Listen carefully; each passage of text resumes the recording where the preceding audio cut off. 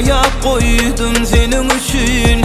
Anan elini vakit geldi, yüreğim açarın senin üçün. Söylenip yanarın asman yüzünde, gerek olsa dağlarda kendi dönünde.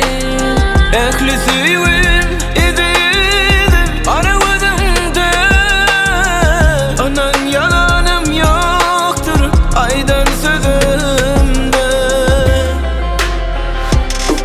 Sana da tüyüm vererin, duyum vererin, baltım diyerin.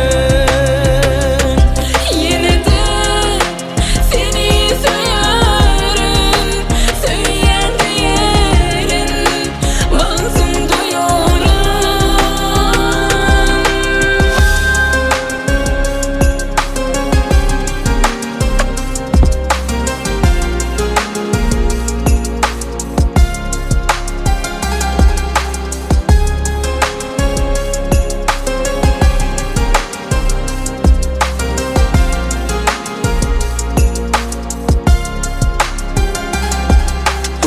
Özgü yarlar sençe bolmaz, senin adın benim için. Hiçbiri dengleşebilmez bu bahtımın benim için. Özgü yarlar senşev olmaz, senin özün benim üçün. Hiçbiri dengleşebilmez bu bağıtam bizim üçün.